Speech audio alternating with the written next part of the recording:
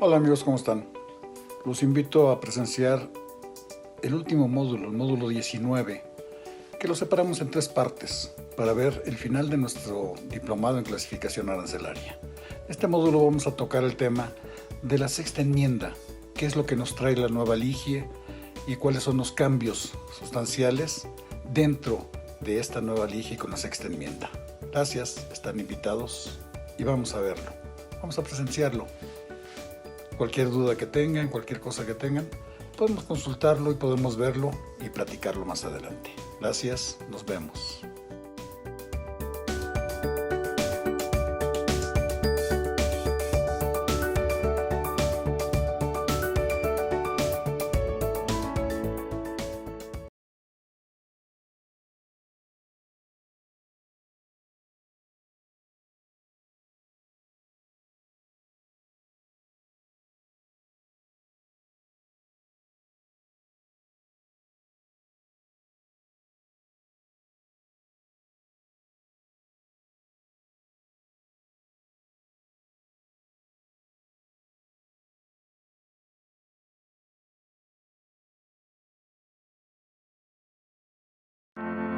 $7 millones a la economía mundial. Toda vez que existen riesgos, Más del 90% son MIPYMES, que generan 80%. Dame 20 minutos de tu tiempo y yo a cambio te daré información sobre los temas más relevantes en materia de comercio exterior, fiscal y aduanas con un toque humano. Y hagamos un trueque, un podcast de TLC Magazine México. Hola, ¿cómo están? Buenas tardes, bienvenidos a un evento más de Hagamos un trueque, eventos de TLC Magazine México. Para mí es un placer otra vez verlos esta tarde, de compartir conocimiento, de compartir experiencias, de hacer trueque con ustedes, de que nos den su tiempo y nosotros a cambio tratar de compartir lo más relevante en temas de comercio exterior, fiscal y aduanas. Y pues como ustedes saben, todo lo que es TLC Magazine y todo el corporativo TLC, esa es nuestra intención, nuestro propósito es compartir, ¿no? e incrementar nuestro conocimiento en comercio exterior. Y pues el día de hoy tenemos un tema muy relevante como tal, hablando del título que se llama Aspectos relevantes de la valoración aduanera, para lo cual tenemos al maestro Balam Lamoglia. Bienvenido, ¿cómo está, maestro? Bienvenido. Bien, buenos días, buenas tardes a todos, perdónenme.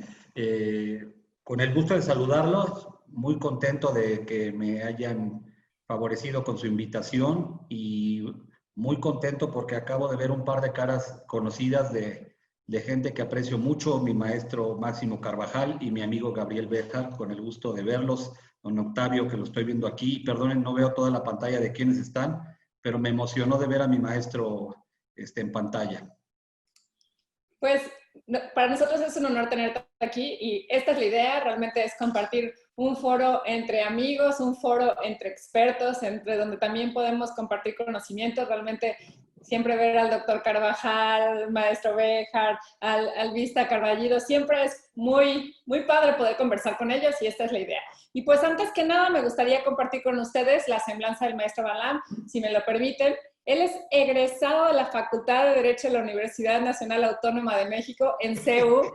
Últimamente, doctor, tenemos puros invitados de CEU, por eso la broma de esta semana es que hay otra universidad. Pero bueno, ya me reclamaron en el público que también hay de Politécnico y también hay de otras universidades.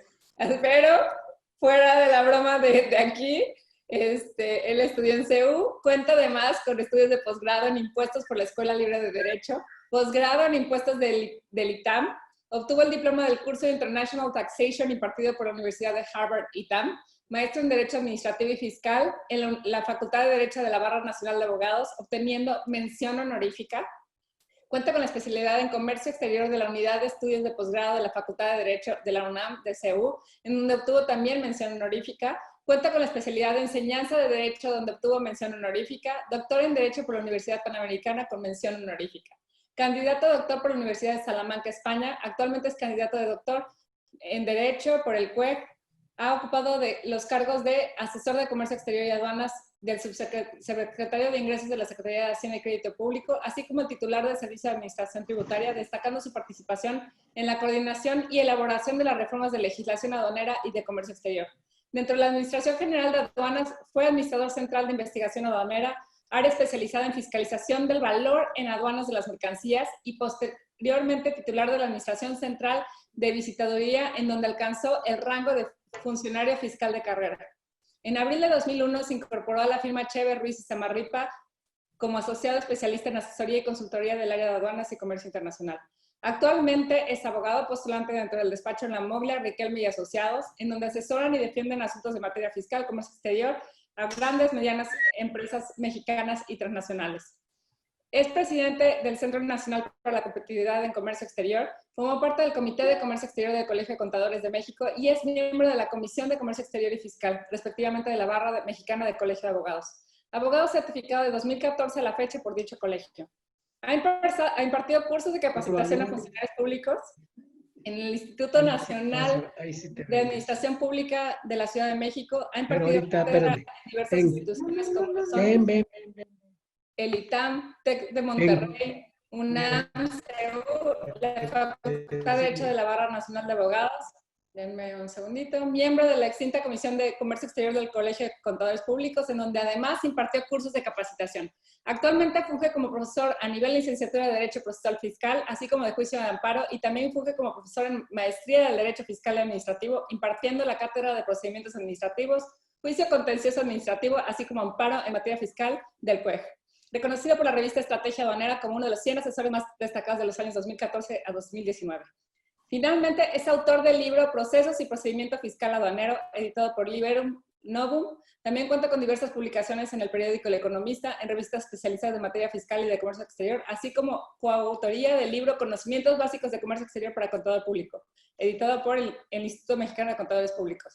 Coautor del libro Nuevos Paradigmas del Comercio Internacional, publicado por Tax Editores. Asimismo, coautor del libro Administración Pública Contemporánea, Derecho, Política y Justicia, Estudios Jurídicos en homenaje a Alfonso Nava Negrete, editorial por RUA, Facultad de Derecho de la UNAM, Investigación de Investigaciones Jurídicas de la UNAM, y coautor del libro Derecho Fiscal, homenaje a Eusebio González García, editorial Liberum Ius Novum, Universidad Panamericana, en 2014.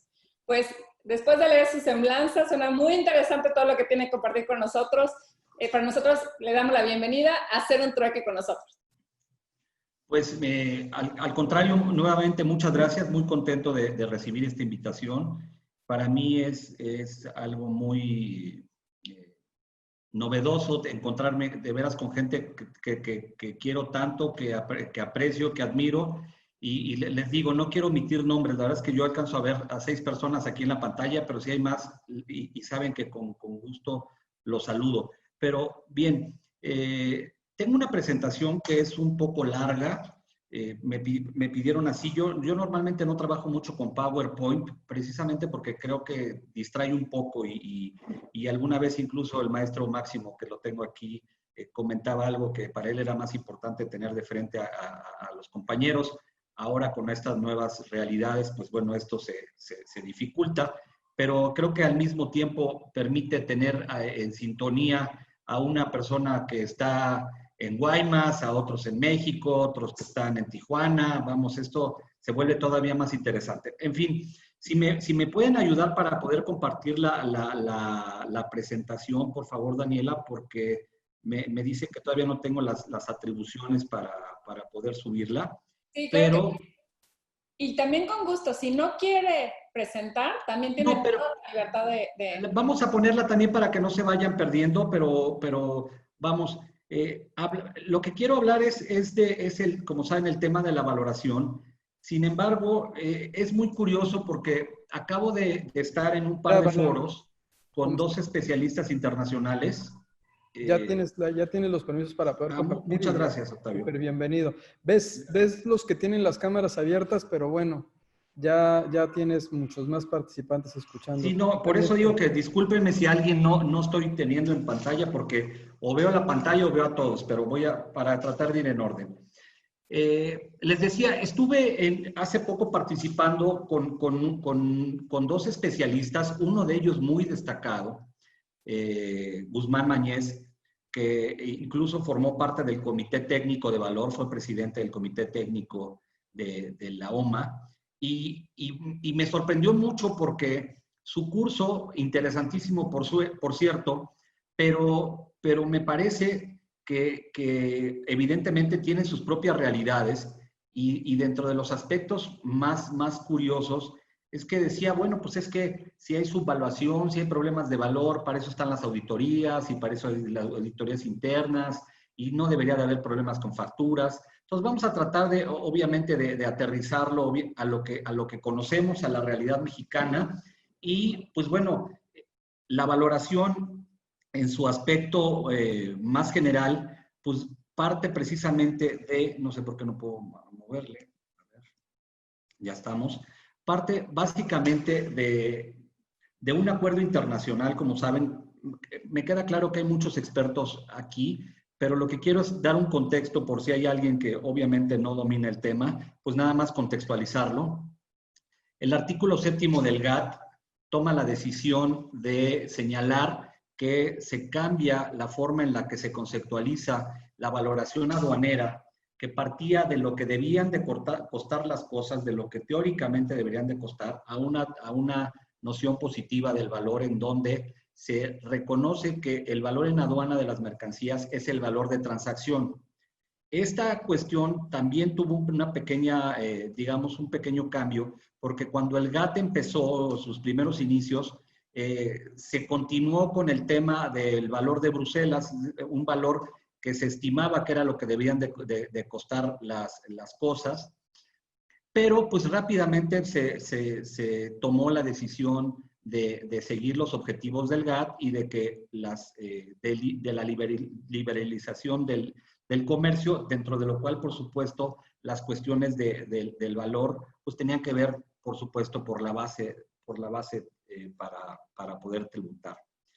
Entonces, el GATT, tanto el GATT de 47 como en el de 94, retoman o tienen en su artículo 7º la noción clara de qué se debe de entender por el valor en aduana, aclarando y tropicalizándolo con mucho respeto, que yo digo que en algunos aspectos el GATT es evidentemente como una constitución en donde solamente tiene algunos enunciados o postulados, pero que fue necesario que se implementara dicho artículo 7º a través de un código de conducta. En el GATT hay diversos códigos de conducta, uno de ellos el código de valoración, y en este código ya se desarrolló, ya digamos, se desplegó completamente cuáles fueron las razones o los pormenores que en términos del GATT tenían que llevarse a cabo.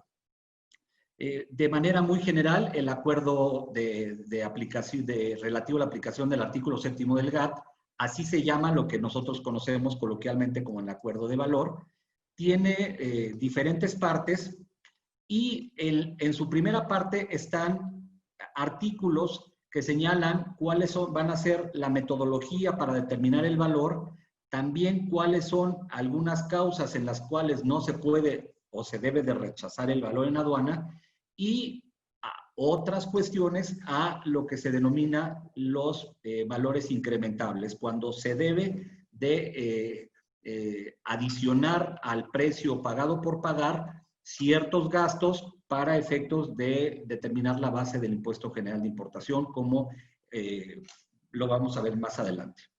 Es importante también señalar dentro de este acuerdo de valoración que también señala, o hay un par de artículos que me parecen muy relevantes, porque mi plática la quiero dar desde el aspecto no solamente teórico, sino práctico y de fiscalización. Es decir, qué dicen los acuerdos, qué dice la ley, cómo ha estado actuando la autoridad y en el ámbito de contencioso, qué sugerencias puedo yo darles a efecto de poder plantear en una demanda algunos conceptos de impugnación para tratar de desvirtuar algunos actos de la autoridad que me parece que no son correctos y que en algunos casos tienen vicios de legalidad, pero como veremos también tiene vicios de convencionalidad. Es decir, la parte más relevante del GATT, y es muy interesante eso, pues que obviamente lo sabemos, que cuando nuestro país se adhirió al GATT, uno de los compromisos que adquiere el país que se adhiere a dicho instrumento es que tiene que homologar toda su legislación acorde o ad hoc a lo que está la cuestión de el GATT.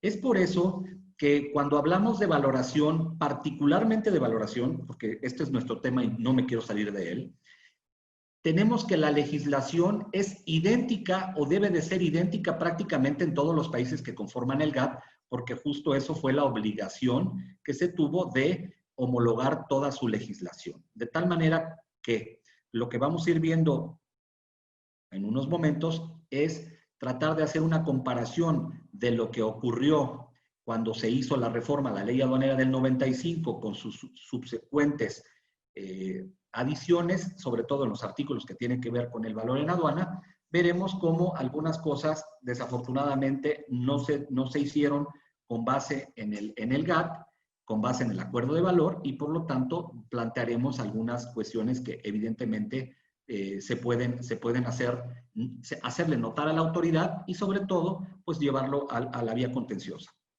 Les decía, vamos a ver varios artículos, pero en este esquema o de este esquema me gustaría destacar tres cosas. La primera, los primeros artículos nos hablan de la metodología. Terminando la primera parte, viene o se encuentra el artículo 17. Este artículo 17 es muy importante porque le da la posibilidad a las administraciones de las aduanas para dudar del valor en aduana declarado por los importadores. Y aquí este artículo va a tener mucha relevancia y por eso lo estoy trayendo en suerte, justamente porque lo que dice el artículo 17 es que las autoridades pueden dudar del valor, pero para ello necesitan consultarle y hacer una serie de procedimientos, todo un protocolo para poder consultar, preguntar con el importador a efecto de que se puedan subsanar las dudas que tiene la autoridad respecto del valor, y cuando estas dudas no son resueltas, entonces procede a un rechazo de valor. Hago prima facie, hago esta primera distinción, porque en el derecho mexicano, en la ley aduanera, primero se rechaza el valor y luego se le consulta al importador mediante su garantía de audiencia a través de un procedimiento administrativo en materia aduanera con base en una orden de embargo de la fracción séptima del 151 de la ley, que vamos a ver con todo detenimiento. Pero aquí tenemos entonces una primera gran diferencia, como la ley mexicana primero embarga y luego pregunta, y el procedimiento internacional es, debes de preguntar, debes de requerir información, y a falta de que la autoridad esté satisfecha al respecto, entonces puede rechazar el valor. Incluso, me adelanto, es una recomendación, por supuesto, del GATT y del Comité Técnico de que las mercancías ni siquiera deberían de estar embargadas, sino que se dejen salir las mercancías y que esto sea un procedimiento sin embargo de mercancías, y es un procedimiento, digamos, en sede administrativa que puede terminar en tribunales, pero sin mercancía embargada. Y esta parte es muy importante porque también tenemos una distinción muy relevante que en caso de no otorgar una garantía en México puede llevar al tema de que la mercancía pase a propiedad del Fisco Federal al no haber garantizado las contribuciones y por lo tanto haber una omisión parcial de contribuciones. Bien, el segundo punto tal vez que me parece más relevante, bueno, el tercero, porque el segundo era el artículo 17, el tercero es que el propio acuerdo le otorga o señala dos comités. Estos dos comités me ha tocado, incluso yo cometí muchas veces al principio el error de señalarlos indistintamente y de darles a ambos, digamos que el mismo, como si fueran similares, y son completamente cosas distintas. Hay un comité de valoración y ese comité de valoración es un comité que forma parte de la ahora OMC, Organización Mundial de Comercio, y en este comité está representado por los titulares de las aduanas de los países que forman parte. Dicho sea de paso y de manera muy respetuosa, pero evidentemente los titulares de las aduanas no necesariamente son expertos en aduanas, desafortunadamente, menos en México, eso ha pasado en los últimos 30 años, pero pues evidentemente hay un respeto, van los titulares se reúnen al menos 2 veces al año y discuten algunas cuestiones que tienen que ver con valor, pero obviamente con información que ya les pasan sus subordinados. Dentro de los subordinados, en todas las administraciones de aduanas, hay alguna área que se encarga de la valoración, de la fiscalización de la valoración, en su caso de resolver consultas. Este titular, o digamos esta persona, es la idónea para formar parte del segundo comité y el más importante, que se llama Comité Técnico de Valor. Este Comité Técnico de Valor es verdaderamente relevante porque, haciendo una similitud y también en una analogía un poco a la ligera tal vez, pero podemos decir que el Comité de Valor dicta jurisprudencia, dicta criterios que se deben de tomar en cuenta. ¿Y por qué lo digo? Porque son opiniones, pero lo quise homologar con lo que hace la interpretación que hace la Suprema Corte o el Poder Judicial o en los tribunales administrativos, que, derivado del estudio recurrente de ciertos temas, pues emiten un criterio. Este Comité Técnico de Valor está conformado entonces por expertos, por verdaderos expertos en materia de valor, gente muy distinguida que obviamente ha escrito, conoce y está completamente empapada del tema. Y estos criterios o estas opiniones son muy relevantes porque los países, cuando tienen alguna duda al respecto, consultan al comité y la respuesta que dé el comité prácticamente va a ser el criterio que se va a permear a todas las administraciones de todos los países que forman parte del GATT, diciéndolo así de manera deseable, porque nos hemos encontrado también en México que, habiendo algunos criterios del comité técnico, opiniones del comité técnico, estos criterios no se han seguido a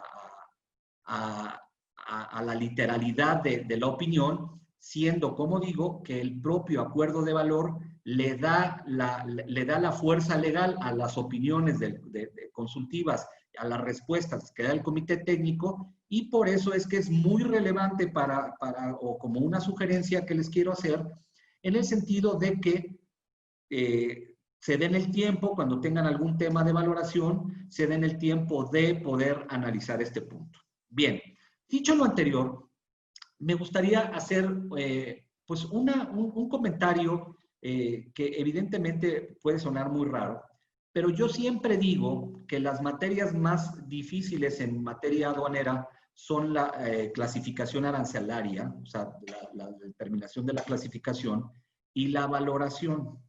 Sin embargo, compañeros, hay una cuestión muy peculiar. Cerca del 95-96% de todas las operaciones que se hacen en el mundo parten del primer método de valoración, que es el método de transacción.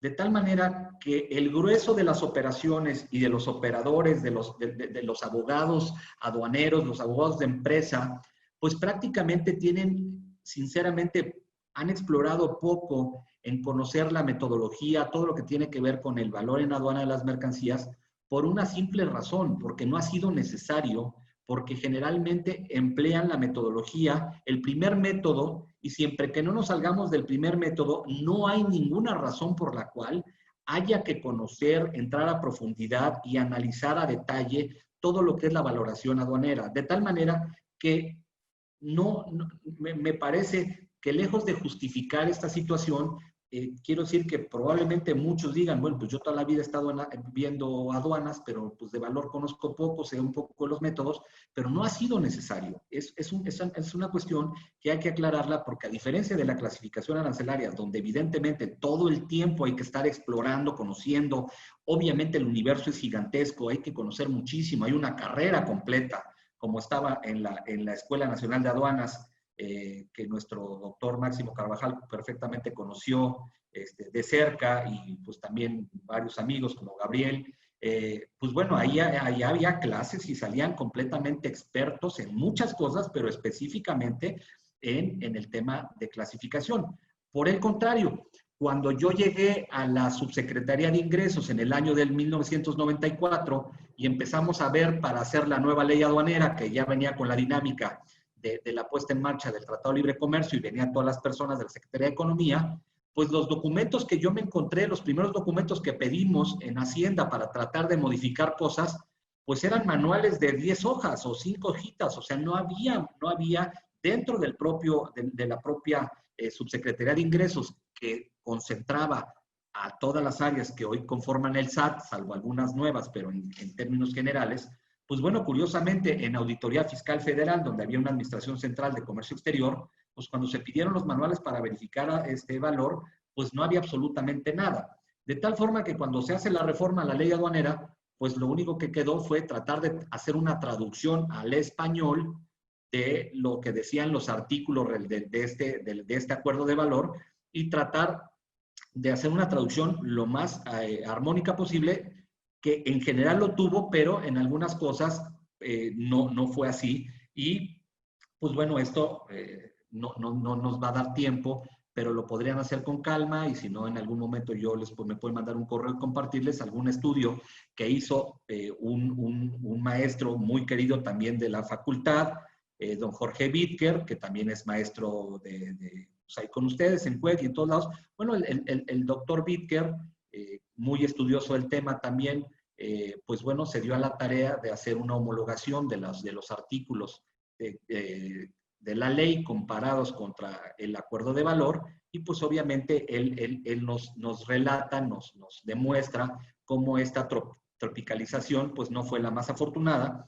Y esto que estoy diciendo, lejos de estar solamente criticando, es para darle a ustedes herramientas cuando tengan un asunto, pues tratar de darse el tiempo para ver si lo que nos están aplicando primero va de conformidad o está conforme al acuerdo internacional. Bien, la parte general entonces que tenemos de la metodología de valor están en el acuerdo, ya para terminar con el acuerdo, en los primeros 7 artículos. Después, en el artículo 8 tenemos los gastos incrementables, y pues bueno, lo demás son artículos que no vale la pena, por supuesto interesantes señalar, salvo este último que tienen en la pantalla en su parte inferior, que es el derecho de la autoridad para dudar del valor declarado. Digamos que hablando, siendo completamente equilibrado, pues obviamente el acuerdo da todas las facilidades para que los importadores puedan determinar un valor, pero pues de ninguna manera podíamos atarle las manos a la autoridad para que no pudiera hacer ninguna cuestión, o sea, no por cuestionar, incluso rechazar el valor, y es por eso la relevancia de este artículo 17, que le permite a todas las autoridades que forman parte del GATT a hacer sus reformas a la legislación, o simplemente aplicar el artículo 17 y decir, no estoy de acuerdo con tu metodología de valor, y por lo tanto empezamos un proceso de consultas, de intercambio de información a efecto de ver si están o no de acuerdo con esto. Bien, dicho todo esto, les decía, el artículo 18 trae la creación del comité técnico, ya para no estar repitiendo, y después de esto, si me quieren hacer alguna pregunta, también me pueden ayudar alzando la mano, preguntando, o algún maestros. Al final, Balam, siempre dejamos un espacio para preguntas, incluso intervienen algunos de los panelistas. Pues tú, si quieres, síguete dando vuelo. Creo que todos estamos muy interesados y embobados con lo que estás presentando. Muchas gracias.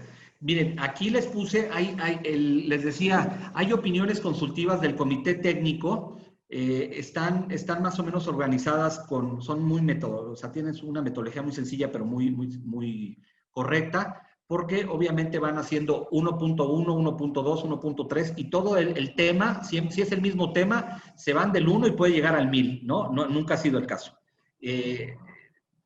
Por ejemplo, la opinión 2, si se puede aceptar un precio inferior a los precios de mercado.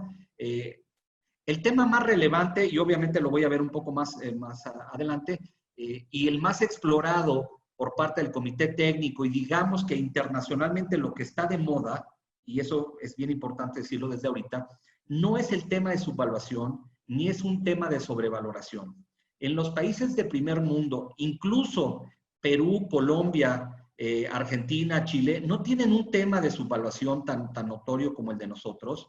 no tienen un tema tan notorio en el tema de sobrevaloración, porque ellos tienen una metodología diferente y eficaz en el tema de auditorías, domiciliarias, vamos, ex post. Entonces, lo que a nosotros nos puede llamar la atención en México del tema de la subvaluación, pues es un tema que no, por supuesto que no está superado en ninguna nación, pero no es escandalosa como está en México, de tal forma que lo que sí es algo notorio y es materia de estudio constante del Comité Técnico es el tema de los cánones y derechos de licencia, todo lo que tiene que ver con patentes, marcas, porque estos cánones o derechos de licencias, regalías, forman parte de la base gravable del valor en aduana siempre que tengan ciertas características y pareciera mentira, pero aquí sí hay planeaciones aduaneras o planeaciones fiscales a nivel internacional en donde muchos despachos de Estados Unidos, de Europa, procuran hacer esquemas para tratar de librar a los importadores de este pago de cánones o de reversiones que vamos a ver más adelante. De tal suerte que, sin lugar a dudas, el tema más explorado recientemente por parte del Comité Técnico es todo lo que tiene que ver con los gastos incrementables relativas a cánones y derechos de licencia. Entonces, pues ahí tenemos algunas opiniones consultivas, ¿no? Tenemos, miren, operaciones de trueque, compensaciones. Por ejemplo, el punto número 10, que es un tema también muy relevante, es cuál es el tratamiento que se le debe dar a la documentación fraudulenta, ¿no? O sea, nosotros en México estamos muy acostumbrados todo el tiempo a escuchar que hay venta de facturas, que hay documentación fraudulenta, facturas falsas, vamos. Esto que sí se da en otros lados, pero no se da tan recurrente, o sea, no, de veras no es, yo lo pregunté, se lo he preguntado a muchos europeos, argentinos, chilenos, de Colombia, de Perú, y me dicen, bueno, pues es que aquí no es tanto el tema de las facturas, de la venta de facturas, aquí no hay factureras, y si hay las cachan, o sea, a diferencia de que como muchas veces lo he escuchado y lo comparto, de que en México el deporte nacional no es la charrería ni el fútbol, sino la defraudación fiscal, pues bueno, en otros lados digamos que hay mucho más fiscalización de parte de la autoridad y por eso nos encontramos que a nivel internacional no tenemos este problema tan recurrente.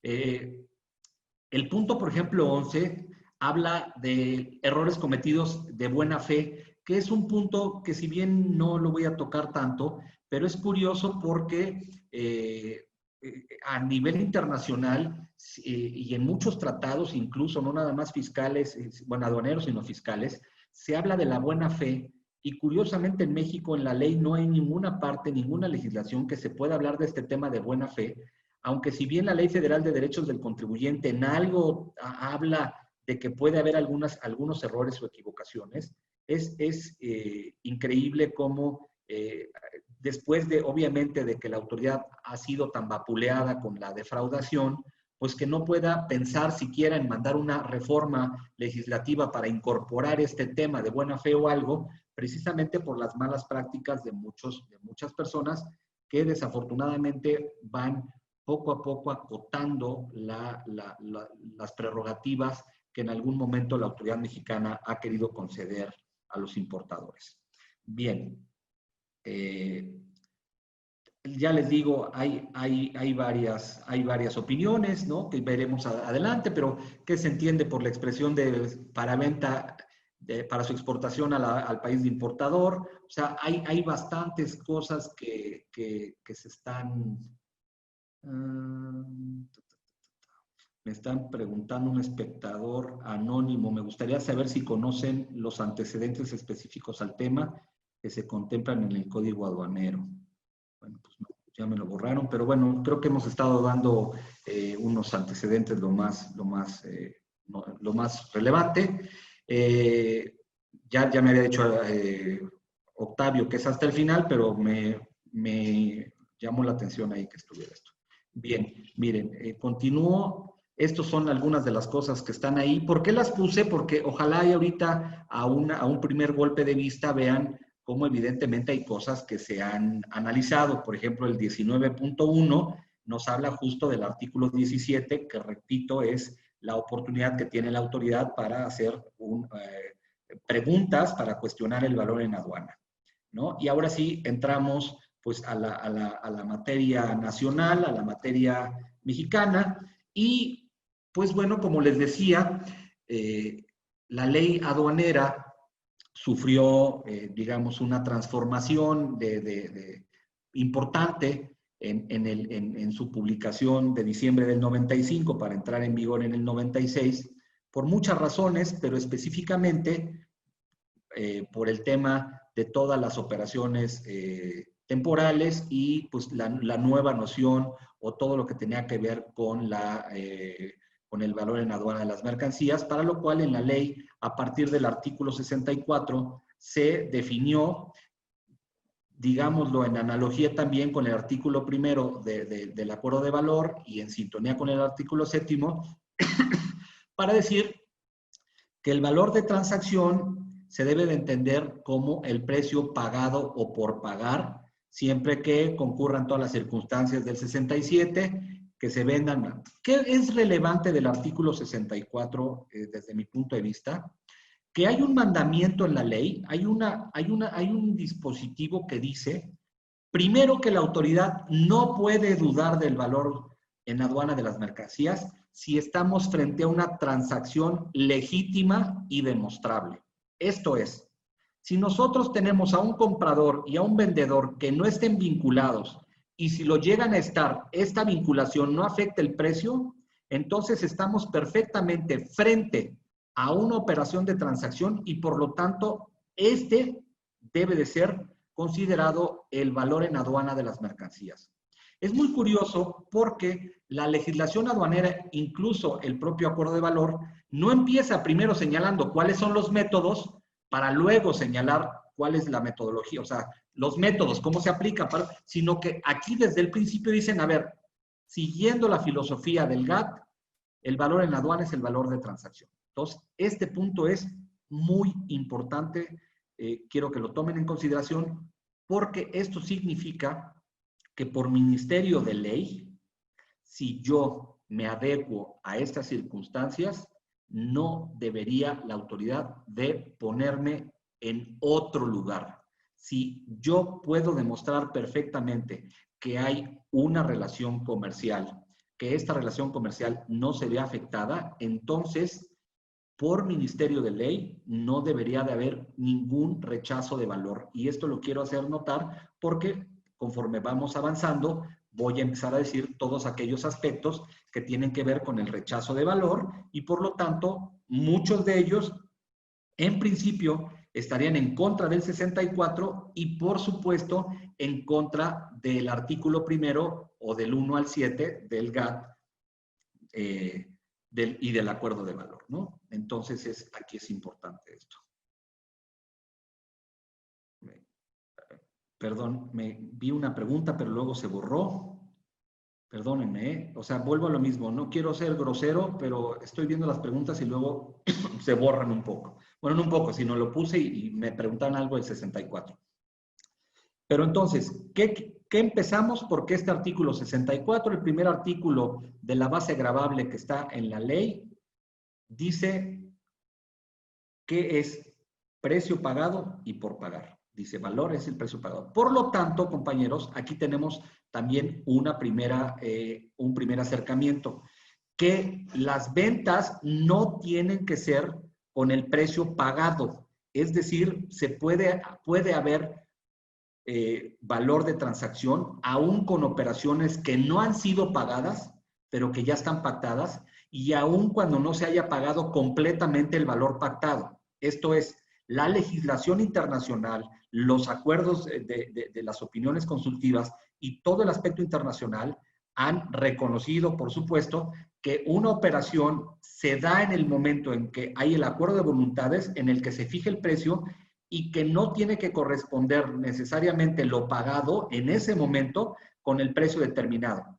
Porque hay algunas veces en las que podemos encontrar que el comprador no está entregando el precio completo de la mercancía y en algunos casos está pagando de más esa mercancía que pudiera hacer pensar que está habiendo una subvaluación y que realmente le pagó más de lo que es el precio porque precisamente para pensar que está habiendo algún tipo de trampa. Entonces, esto ya se ha explorado, esto ya ha estado muy valorado en el sentido de que puede haber diferentes formas de pagar la mercancía y por lo tanto no tiene por qué coincidir necesariamente los pagos realizados al extranjero con lo que tiene la venta de la mercancía. Repito, se puede pagar más o se puede pagar menos y eso no da en automático que haya lugar al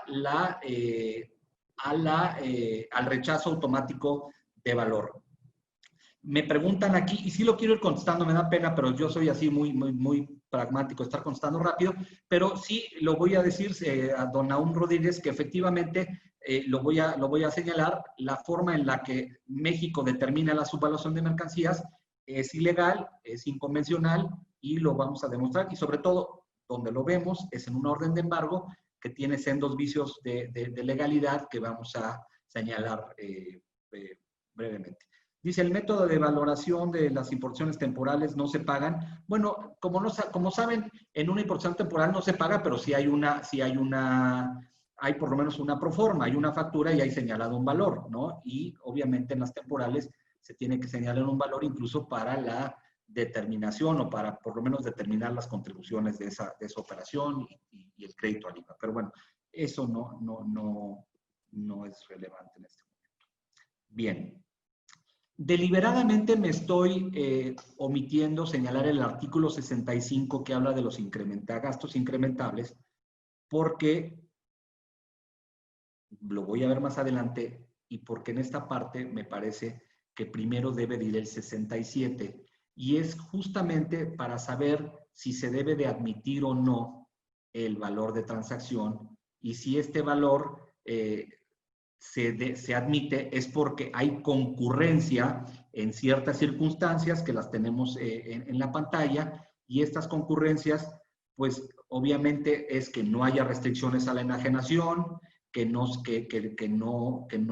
haya restricciones, que no haya imposiciones, que no haya una limitación en el territorio geográfico en donde se van a vender, es decir, que no diga, oye, nada más se pueden vender en tal lugar, que no se afecte en el valor de las mercancías.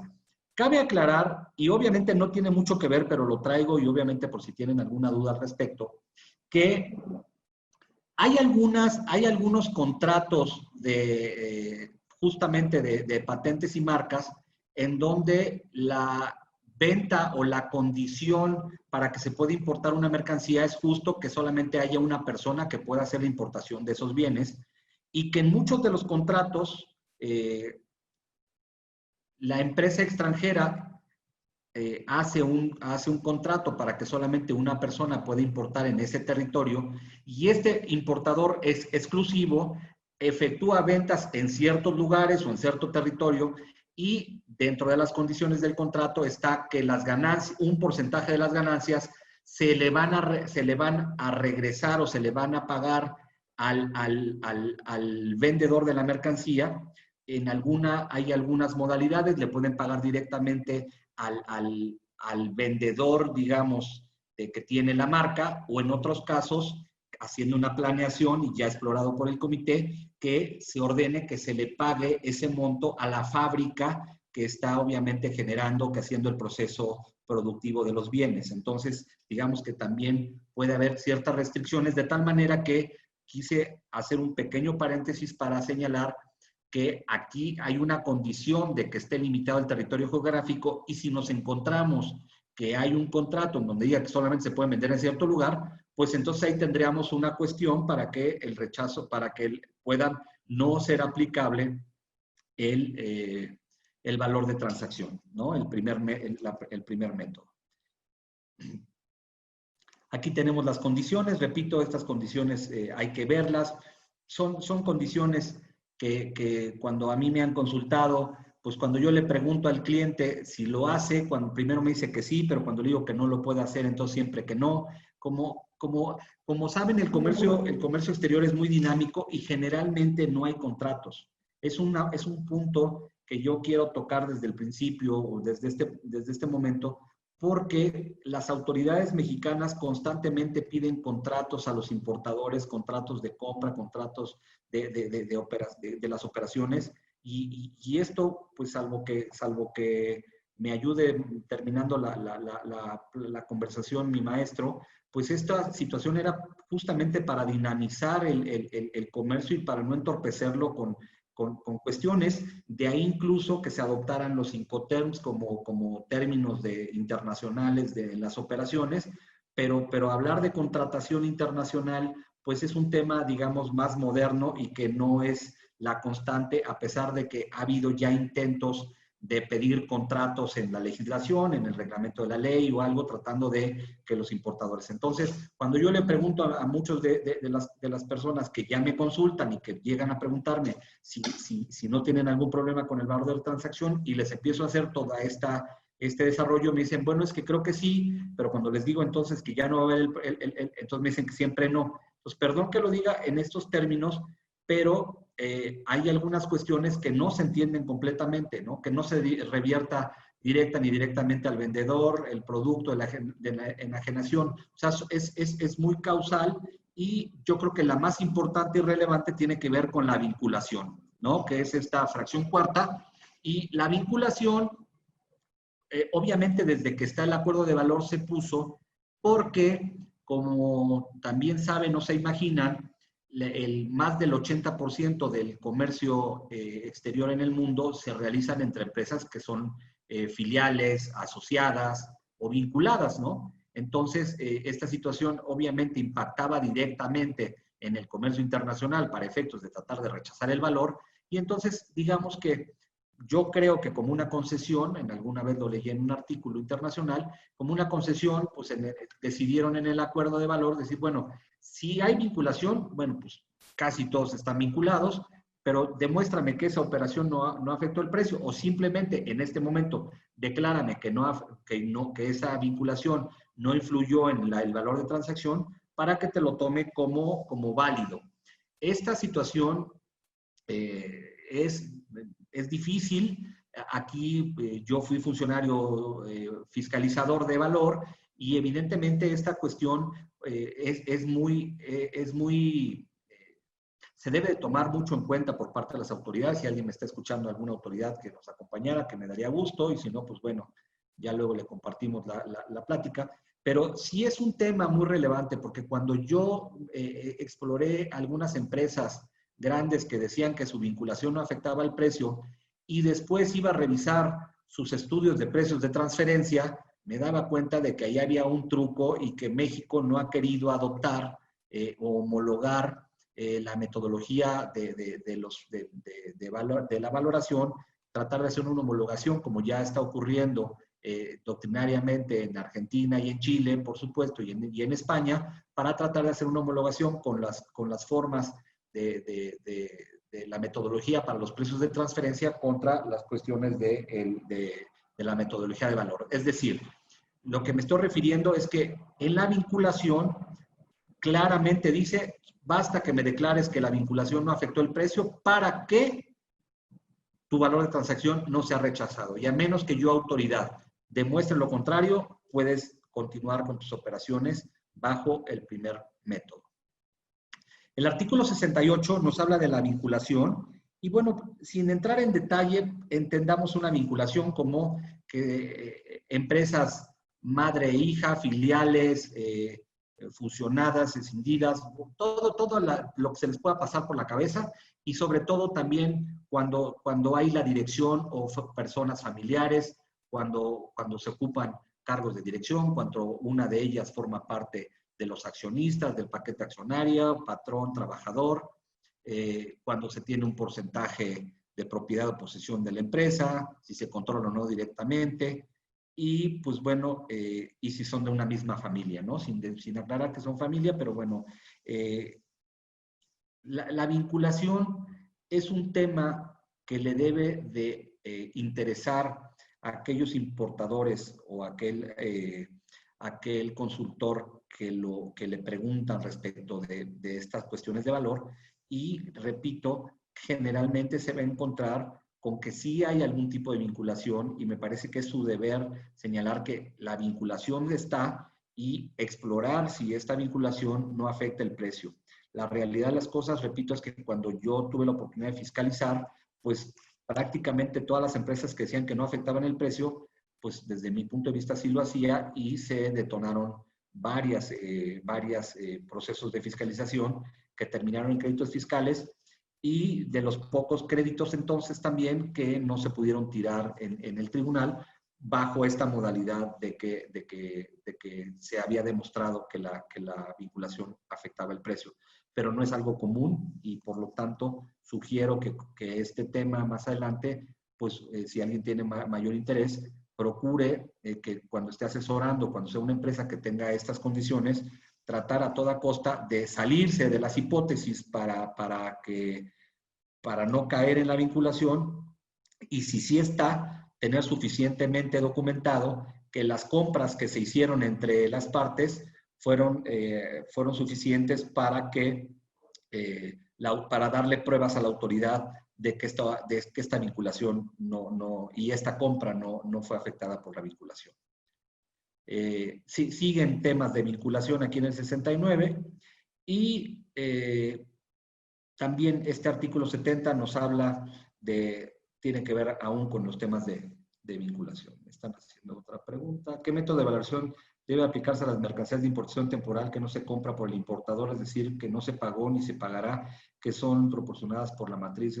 Yo les diría que pueden utilizar válidamente el valor de transacción, señalar que la vinculación no afectó el precio y si sí está afectado el precio, lo que pueden decir es que están aplicando el valor de transacción en una segunda vuelta en virtud de que no tienen la información suficiente para aplicar los otros métodos de valor, a pesar de que le están trabajando a una empresa que les da a maquilar la mercancía, pero digamos que los métodos que ahorita los vamos a empezar a ver, pues sí son complejos en cuanto a la determinación del valor unitario o del valor reconstruido. Entonces, no son, mi recomendación es usar valor de transacción y le pueden poner segunda vuelta, ¿no? Y es válido. La autoridad, en realidad, no tendría en principio por qué cuestionarla, y entiendo perfectamente, lo dije, de que en una temporal no hay esta compraventa, pero hay una factura y pues hay un consolidado que viene con valores. Entonces ahí hay un valor de las mercancías. Bien, ahora sí estamos en el artículo 65 que nos habla de los gastos incrementables. Estos gastos incrementables generalmente son el foco más importante de fiscalización por parte de una área que tenga la revisión del valor en la aduana de las mercancías. ¿Por qué? Porque constantemente se encuentra la autoridad con que los valores señalados en las facturas no reflejan el transporte o el seguro, sobre todo el transporte, y en algunos casos, dependiendo también el Incoterm que se utilice, pues bueno, los gastos en que se incurrió.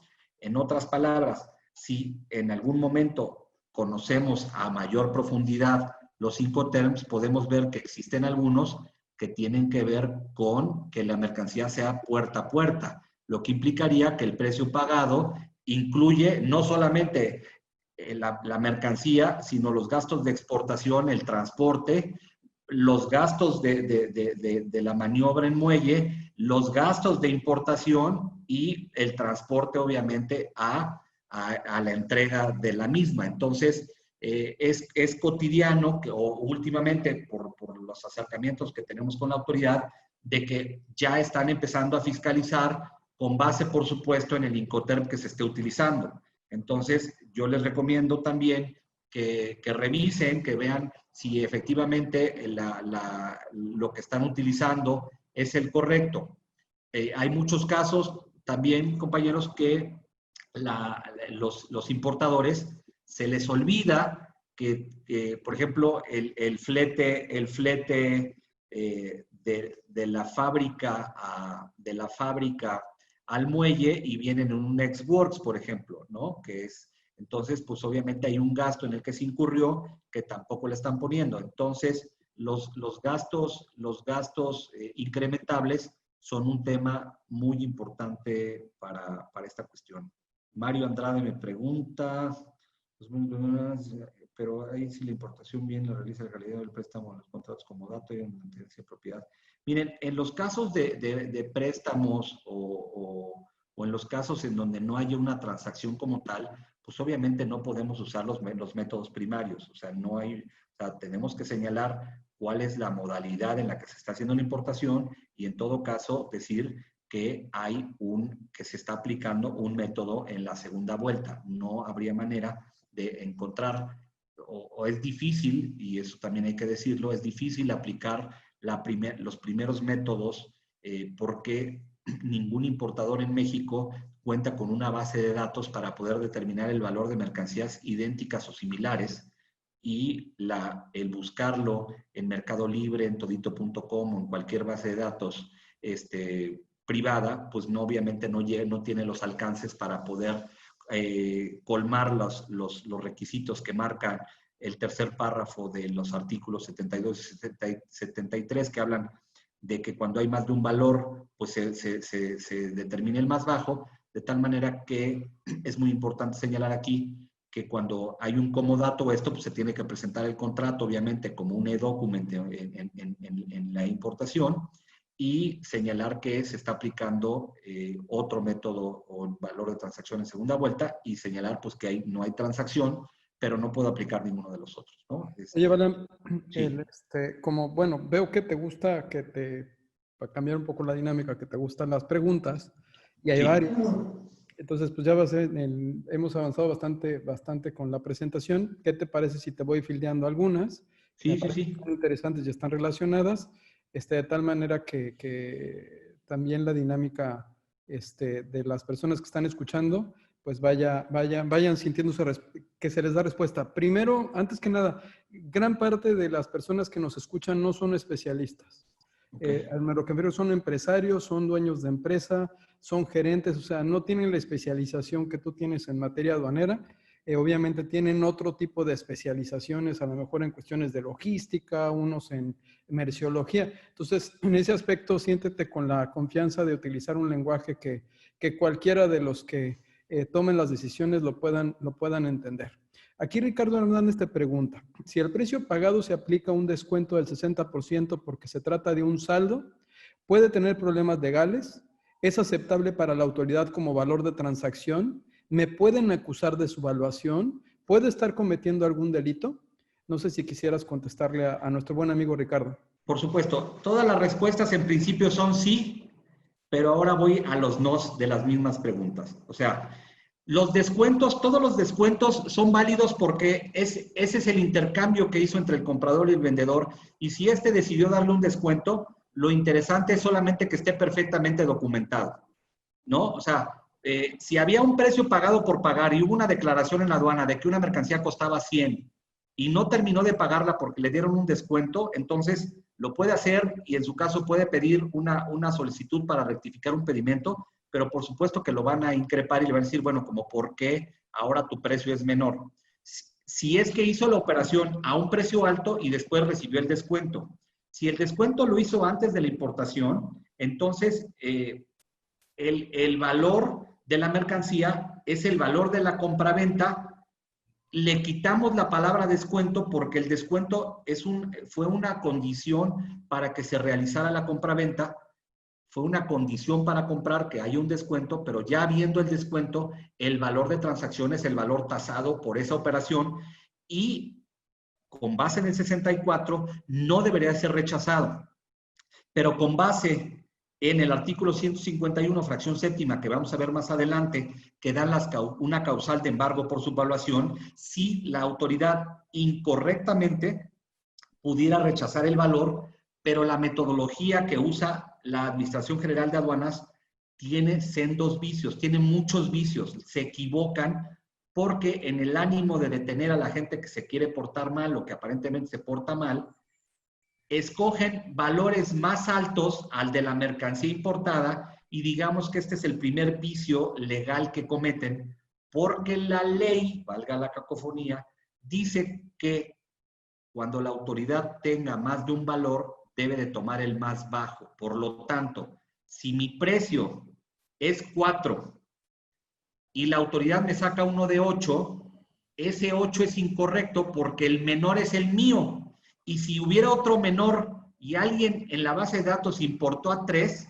entonces me tendría que comparar con el de 3 y entonces yo ya no estaría subvaluando al 50% a que se refiere la legislación aduanera. De tal manera que la respuesta es, sí te la pueden embargar, sí tendrías que pagar, ser sometido a un PAMA, sí te tendrías que allanar, como ahorita voy explicando todas las perversidades de la legislación mexicana, donde tienes que reconocer sin querer, queriendo, el precio que te determina, porque si no la mercancía sigue embargada. Muchos entonces se allanan para que incluso no sean bajados del padrón de importadores y entonces liberas tu mercancía, te esperas a la resolución y la impugnas, entre otras cosas, porque no te respetaron el artículo 64, porque es inconvencional las órdenes de embargo y una serie de cosas que un poquito más adelante voy a ir mencionando. Creo que con eso estaría contestando. Aquí hay otra pregunta. Digo, ya te las voy fildeando todas. Sí, sí. Todas las vas a venir, yo creo que resolviendo de manera práctica. Te preguntan si se aceptan descuentos en factura para efectos de determinar el valor en aduanas. La otra pregunta que me parece interesante es que estabas hablando de la vinculación y que si entre empresas vinculadas debe existir un contrato de compraventa. No necesariamente. Esas dos. No sé si quieras abundar al respecto. Sí, bueno, como dije, los contratos no son obligatorios. Entonces, si hay un contrato, cuando a mí me preguntan si hay un contrato, yo solamente recomiendo el contrato cuando la operación es verdaderamente compleja y específicamente cuando está el tema de que hay cánones o regalías. Y entonces tratamos de explicar que no hay y por qué sí hay y en qué momento y por qué. Derivado de, porque este contrato finalmente va a ser oponible a terceros, sobre todo al SAT, si logramos que estos contratos, y mi recomendación es que se lleven con un notario, de preferencia en idioma español, para que tengan fecha cierta. Ya lo sabemos, o algunos empresarios, o los que también manejan cuestiones con la Secretaría de Economía, hoy en día ya para muchos es conocido este lenguaje de fecha cierta. Es decir, cuando un documento se pasa ante un fedatario público, digamos que ya puede ser oponible, ya no está inventado de último momento. Pero entonces la respuesta es, no es necesario, pero ayuda cuando tenemos algún tema, algún problema que digamos que nos estamos curándonos en salud para no tratar de tener este problema. Y el tema de la vinculación. Sí. Bueno, sigue, sí, no, continúa, por favor. Sí, o sea, el tema de la vinculación, repito, el acuerdo del valor y la ley te dan un catálogo amplio en el que cuando son empresas filiales, o sea, siempre caes digamos, en ese cajón de la vinculación. Y entonces ahora tu tarea como consultor, como empresario, es anticiparte a una posible fiscalización de parte de la autoridad y documentar por qué esa operación no fue afectada por la vinculación. Y si para eso te sirve un contrato o para eso te sirve otro tipo de documentación, hasta tu propio estudio de precios de transferencia, si no lo tienen, lo piden justamente para tratar de demostrar que esa vinculación no afectó el precio. Aquí hay otra que ya, bueno, ya están mezclando, ¿no? Los métodos de valor. Todavía, si quieres eso, nos esperamos tantito. Pues sí, avancemos. Sí, o sea, nada más para irlos diciendo y ahorita lo voy comentando. Yo también estoy viendo aquí en el chat, ya le platiqué que sí a don Nahum, que está muy activo y muchas gracias por las preguntas. Miguel Ramírez, si se aceptan los descuentos, ya lo contestamos. Javier, Daniel Pérez, hay muchas tareas. Dice, ¿hay algún fundamento para que las facturas, los FDI que mencionan, no deben de mencionarse los incrementables como fletes en el caso del Incoterm CFR? Miren, estamos hablando en principio de las facturas extranjeras, ¿no? Las facturas extranjeras son aquellas en donde debe de venir asentado el Incoterm. Si estamos hablando de una exportación, bueno, pues también es válido ponerla en las observaciones o en algún campo que la operación se está haciendo bajo alguna modalidad o algún Incoterm. Pero para contestar, digamos que con base en la pregunta que me hizo David Pérez, le diría que las facturas que se utilizan obviamente para la importación de bienes son facturas que de ninguna manera cumplen con los estándares de las facturas del artículo 29 y 29A del Código Fiscal de la Federación. O sea, no tienen absolutamente nada que ver, e incluso digamos que México está en avanzada con todo el mundo a pedir obviamente un CFDI, porque pues México tiene el problema que ya les dije de la facturación falsa y de la venta de facturas, y una forma que trataron de controlarla fue ponerlas a que pues estuvieran timbradas, ¿no? Pero de ahí en fuera, en otras partes del mundo, pues las facturas son como las usábamos hace 15 o 20 años, que pues de forma muy incipiente, con pocos datos, y es por eso que la legislación mexicana incluso permite vía reglas de que se hagan algunas correcciones o declaraciones en factura cuando faltan algunos datos y que no están perfectamente señalizados en la factura correspondiente. Bien, me están preguntando de IVA en incrementables. El IVA no forma parte del valor en la aduana de las mercancías, entonces pues quitémonos el IVA de la cabeza, por favor, en este momento. Voy a continuar. Gracias, Octavio. Sí me gusta ir contestando las preguntas, compañeros, porque pues si no se quita el chiste, ¿no? Yo sigo siendo alumno después de 25 años que terminé de la carrera, y soy bien preguntón. Entonces, pues si yo pregunto mucho, pues también creo que debo de corresponder. Soy muy latoso preguntando cosas. Bien, continúo entonces, estamos con el tema de los incrementables. Quedémonos, por favor, solamente con el punto de algo para todo el mundo. Digamos que espero que esto se entienda de manera muy fácil.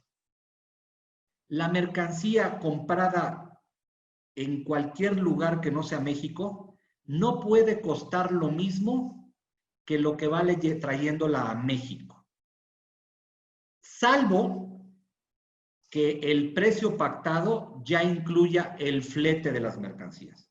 Pero obviamente, si yo compro en China una cosa que costó $1, pues me va a costar prorrateado en un embarque, pues X cantidad de dinero de centavos, más prorrateado el flete, más prorrateado el seguro, más prorrateado y prorrateado, pues obviamente todos esos piquitos, pues es lógico y es natural que protegiendo también al mercado nacional y a los productores nacionales, pues se haga una lógica de que cualquier gasto que no forma parte del precio, pues se tenga que subir, se tenga que sumar para efectos de incrementables, ¿no? Entonces, digamos que los tres más comunes son el transporte, las regalías y los embalajes, ¿no? Son, digamos que los más comunes: transporte, seguros, en fin. No todas las operaciones tienen el tema de regalías y derechos de licencia, pero en esta parte, repito, la autoridad ha estado muy insistente en fiscalizar, particularmente cuando se trata de mercancías de marcas, ¿no? De marcas que digamos que México es muy proclive al consumismo de marcas, ¿no? A diferencia de otros países que no le dan tanta relevancia a una marca, obviamente las reconocen, pero en México hay tanto reconocimiento a las marcas que por eso es que también somos un gran consumidor de piratería, porque no importa que no cumplan las mismas condiciones, lo que importa es que traiga el logotipo de la marca para que nos sintamos que estamos consumiendo de algo que nos genere cierto tipo de identidad. Entonces es muy importante que veamos que en México el tema de las regalías y derechos de licencia tienen, por llamarlo de alguna forma también coloquial, respetuosa y hasta un poco con eufemismo, pues tienen truco, ¿no? O sea, sí hay muchas operaciones que están pactadas entre las partes, donde efectivamente hay una regalía y un derecho, o incluso a nosotros los consultores nos los esconden, ¿no? Oye, eso no, yo no lo pagué, y eso es una reversión, o eso es otra cosa, o no es reversión. O sea, hay que tener cuidado para los que lo están escuchando, de que si efectivamente tienen una regalía, un derecho, es mejor declararlo por una simple razón, porque eso pagado forma parte del precio, forma parte del monto original de la inversión, y por lo tanto, pues todos esos gastos serían deducibles. En cambio, si ya nos fiscalizan y después nos cachan, pues nos va a generar un problema de un crédito fiscal y obviamente la contratación de abogados, de contadores. Entonces, cuando efectivamente haya cánones o derechos por pagar, pues mi sugerencia es que se paguen porque, pues obviamente, se reconocen dentro del costo de la mercancía. Bien, dicho esto, entraríamos ahora a un método que se aplica muy poco debido a que para colmar los requisitos es necesario, como su nombre lo indica, tener una mercancía idéntica a la comparada. Idéntica en muchas formas, en muchas razones, pero básicamente calidad, marca, prestigio y volumen de compras. Esto es, yo puedo tener un teléfono celular de una marca y de un modelo, pero no me puedo comparar el precio que yo tengo comparado contra lo que tiene Telcel, Movistar, porque es una mercancía idéntica, pero no en los mismos volúmenes. De tal manera que a mí me pudo haber costado X cantidad y por lo tanto ese es el precio, mi precio y por lo tanto es el precio de aquellos. De tal forma que cuando veamos los métodos de valor, este método que parece muy simplista tiene que colmar estas características o estos requisitos que incluso los tribunales mexicanos, la primer jurisprudencia que sacaron al tema de los métodos de valor, la primera que hubo básicamente dijo la autoridad para tomar una mercancía idéntica o similar, en su caso, no tomó la marca, la calidad, las características y el prestigio. Digamos que es tan difícil que la primera vez que se animó un tribunal a generar un criterio de esta naturaleza fue precisamente porque es difícil poder encontrar este tipo de características. Ahora bien, la autoridad constantemente dice hallar las mismas características, pero también de forma anticipada, y como en alguna ocasión lo dije cuando trabajaba como autoridad, desafortunadamente, y lo dije y lo sostengo aún, la autoridad trata de parar a los que se portan mal o creen que se portan mal a toda costa, y no necesariamente cubriendo todos los requisitos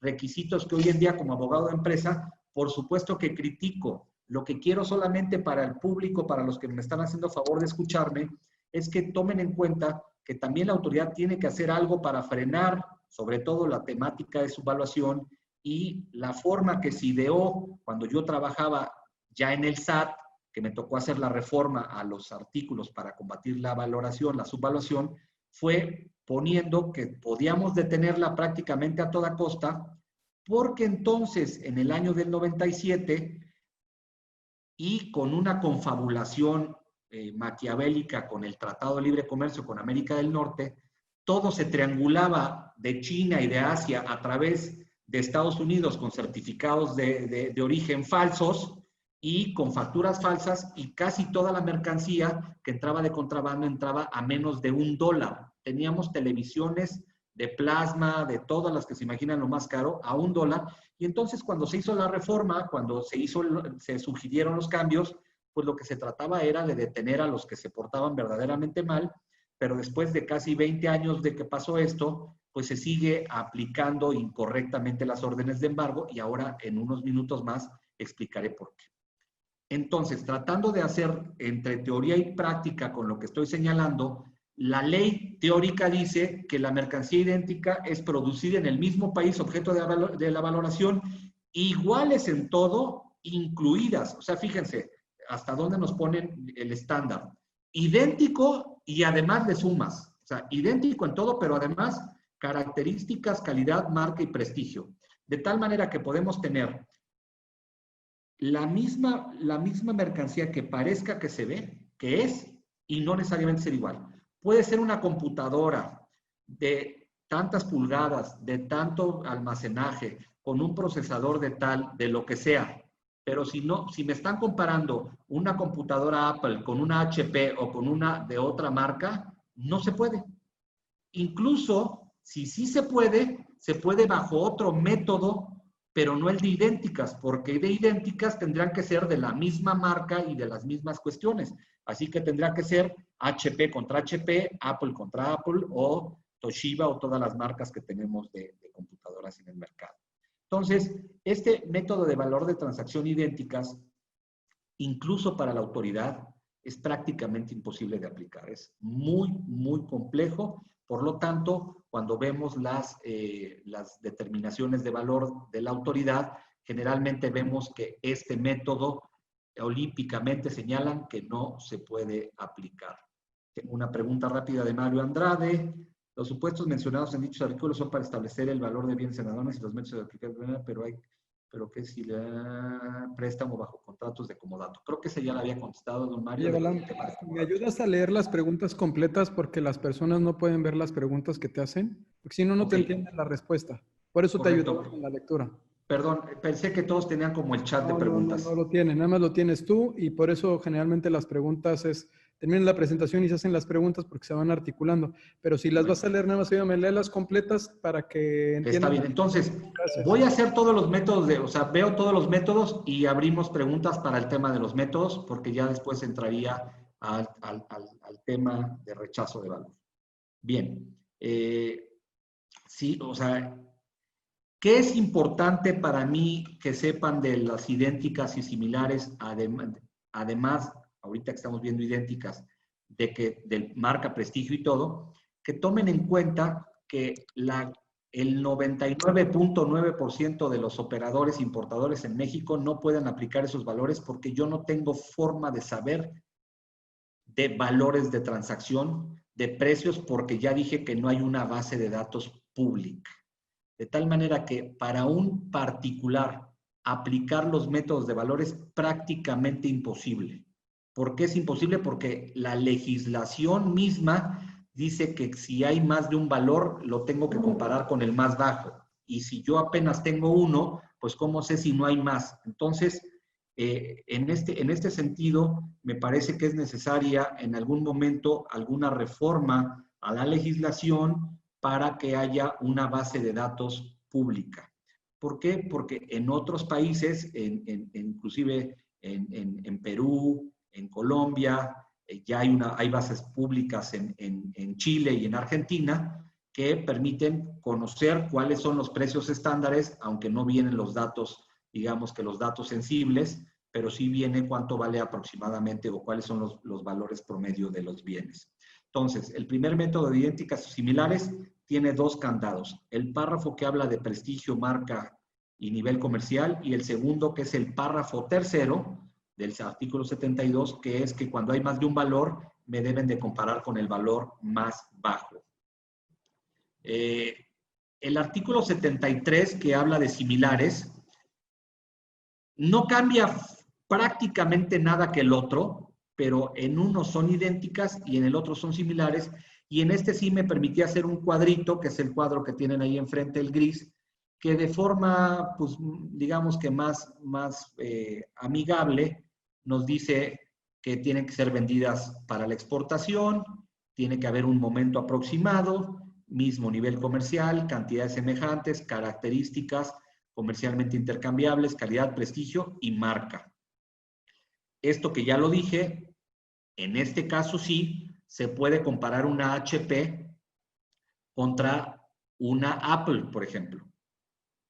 Y habría que diría, tal vez no porque tienen un sistema operativo diferente, puede ser, pero si tiene la misma capacidad de memoria, el mismo tamaño, la misma pantalla y digamos que procesadores con funciones similares, entonces la autoridad pudiera hacerlo. En realidad, la autoridad en este sentido no es tan creativa y sí busca tener generalmente mercancía que sea de la misma marca, y cuando no tiene marca, mejor no señala la marca y trata de determinarlo con alguna otra, lo cual de entrada obviamente sería un tema de ilegalidad, porque claramente dice que si uno de los dos bienes tiene marca, pues tiene que ser comparado contra otro que tenga marca, y si los dos no tienen marca, también señalarlo. Ahora bien, voy a hacer una mención de forma general para la aplicación de estos dos métodos. En teoría, la autoridad tiene que hacer lo que dice la ley. En la práctica, la autoridad nunca, aclaro, nunca tiene la mercancía contra la que me compararon. Solo tiene documentalmente la mercancía con la que me compararon, pero no tiene fotografías ni tiene nada. De tal manera que desde ahí la autoridad está procediendo de forma incorrecta, porque sí tiene fotos y tiene catálogos y tiene todo lo que tiene que ver con la mía, porque yo se la estoy proporcionando para defenderme. Pero cuando hizo una orden de embargo, cuando rechazó el valor, lo único que hizo fue meterse en su base de datos, pero la base de datos que tiene la autoridad aduanera no es suficiente, porque al día de hoy no hay una obligación de subir fotografías, ni catálogos, ni nada que tenga que ver con esas mercancías. Habrá quien lo quiera subir dentro de los anexos del pedimento, pero no hay. De tal manera que cuando nos están comparando una cosa con otra, la autoridad solamente tiene papel, mientras que de nosotros tiene la mercancía que en ese momento está embargando y por lo tanto estaría en obligación de contar con las mismas características. Para poder comparar necesitaría tener imágenes y mucho más información para poder contrastarla. Entonces, ¿por qué quiero en este momento hacer opiniones de estos dos métodos? Porque son los únicos dos métodos que realmente utiliza la autoridad cuando hace un rechazo de valor. No es común y más bien casi no hay algún rechazo de valor en donde se vayan por la metodología de los otros dos métodos que tenemos, porque todos se tienen que aplicar en orden sucesivo y por exclusión. Los primeros tienen que ver, ¿tengo transacción? Sí, entonces no puedo seguir al segundo método. ¿No tengo transacción? No. Siguiente método, idénticas. Oye, ¿tengo idénticas? Sí. ¿Puedo seguir al que sigue? No. ¿No tengo transacción? No. Entonces me voy al de similares y así vamos descartando. Por lo tanto, los siguientes métodos que vamos a ver son muy complejos, incluso tanto en el acuerdo de valor como en la legislación mexicana, nos permiten intercambiarlos para que primero se haga el de precio unitario o el de valor reconstruido. Como su nombre lo indica, hablar de precio unitario es que nosotros podamos contar con un precio de otra mercancía similar a la de nosotros, para que nosotros podamos decir, pues mira, no tengo el precio de mi teléfono celular porque me lo regalaron o me lo prestaron, pero voy a buscar otro que se le parezca. Bueno, pues no tengo otro que se le parece. No tengo otro que se parece y por lo tanto, pues entonces se me complica porque no puedo aplicar el precio unitario de venta. Entonces, este precio es difícil de encontrar. Yo he defendido algunos asuntos en tribunales en donde la autoridad determinó utilizar precios de Internet para tomar esto, para decir, oye, pues aquí están vendiendo el mismo producto que te estoy embargando, que te estoy rechazando el valor, y obviamente los tribunales pues nos han dado la razón de que esta información pues no cumple con los estándares, con los requisitos mínimos para poder considerar que una mercancía cumple con estos requisitos, ¿no? Entonces, precio unitario de venta, lejos de querer explicarlo, más bien lo digo de manera simple, de que no es prácticamente utilizado y por lo tanto no muy recurrente. Estoy tratando de empezar a meter un poco de velocidad porque llevo 1 hora 22 minutos hablando y no sé hasta qué horas quieren que siga platicando. Generalmente las pláticas, mi querido amigo, como lo conversamos, son 1 hora y más o menos 15 minutos de preguntas y respuestas. Pero obviamente hemos estado muy pues entretenidos con la presentación. Ya tenemos 6 meses con el programa y el formato siempre ha sido ese. Pero podemos hacer algo, podemos, pues veo que traes más material, podemos invitarte a una segunda ronda y abrir un poco la participación. Veo que el doctor Carvajal quiere hacer un comentario, Edgar Preciado que de la comunidad andina también. Entonces, me encantaría. Miren, yo lo puedo, o sea, nos podemos volver a ver. Me gustaría, si me dan 5 minutos nada más, porque a lo mejor alguien no va a tener la oportunidad después de poder acompañarnos. Entonces, si me permiten, va a ser fast track esta parte. Miren, valor reconstruido, repito, no es muy utilizado. La propia ley te dice que cuando no puedes aplicarlos, los vuelvas a aplicar de forma más flexible. Y tenemos 3 artículos que nacieron después de la primera reforma, que son artículos 78A, B y C. El 78A habla de formas en las que se rechaza el valor, desde mi punto de vista completamente ilegal e inconvencional, porque tiene muchas cuestiones que no tienen absolutamente nada que ver con la compraventa, de tal manera que este rechazo que utiliza constantemente la autoridad puede ser impugnado. El 78B permite las consultas de valor, hoy, por ejemplo, ya reconocidas en el TEMEC, donde se pueden realizar consultas anticipadas, ¿no? Para que se pueda tener un valor